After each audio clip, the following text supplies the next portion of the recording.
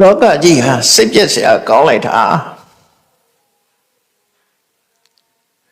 မွေးလာရပြီးတော့သိရတယ်လို့ဖြစ်ရသေးတယ်သိပြီးတော့လည်းနောက်တနေ့ပြောင်းရွှေ့ပြီးတော့မွေးရပြန်တယ်မွေးရပြီးတဲ့အခါတစ်ခါပြန်ပြီးတော့သိရပြန်တယ်ဖြစ်ခြင်း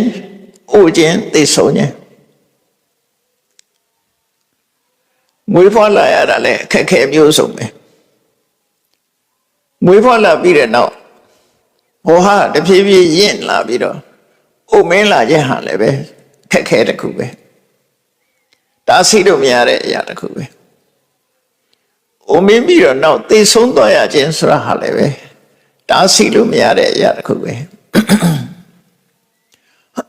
မသိတဲ့နိလန်မအိုတဲ့နိလန်ကနေ့ထိအောင်ရှာကြလို့မရသေးဘူးကြိုးစားနေကြတော့မယ်ဘဝမှာထာဝရနေဖို့ဆိုပြီးတော့လောကအတင်းထာဝရနေဖို့ဆိုလူတွေဟာတတ်နိုင်သမျှကြိုးစားနေကြ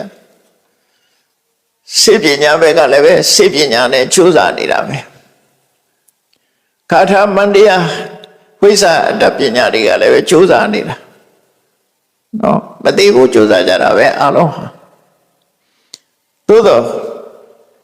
ခဏထီအောင်မြင်တယ်ဆိုတာမရှိဘူး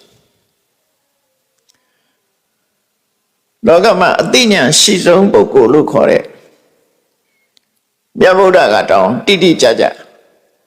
ဖွင့်ထုတ်ပြီးတော့ပြောသွားတယ်နတ္ထိသာတတအမရဏမွေးလာပြီးမသေးတဲ့လူဆိုတာမရှိပါဘူးလို့ပြောသွားတယ်မရှိဘူးလို့ပြောသွားတာတိတိကျကျပြောသွားတာပဲနော်နတ္ထိသာတတအမရဏလောကကြီးမှာမွေးဖွားလာပြီးတဲ့နောက်မသေးပဲထာဝရနေတဲ့ပုဂ္ဂိုလ်ဆိုတာမရှိပါဘူးဒါကိုပဲအရှိလုပ်ဖို့ကြိုးစားနေကြတာခဏထိအောင်မြင်တယ်လို့မကြဘူးသေးဘူးနော်ပုံမြင်နေတာရှိနေတော့မယ်အဲ့ပုံမြင်နေမှရှိနေတာလူတွေရဲ့ချိုးပန်းချက်နဲ့မျှော်မှန်းချက်တွေကိုဖော်ပြနေတာသာဖြစ်တယ်ပေါ့အောင်မြင်မှုကိုဖော်ပြတာမဟုတ်ဘူးလူတွေဖြစ်ခြင်းနဲ့ဆန္ဒလူတွေရဲ့မျှော်မှန်းချက်လူတွေရဲ့ချိုးပန်းချက်ကိုသာလည်းဖော်ပြတာဖြစ်တယ်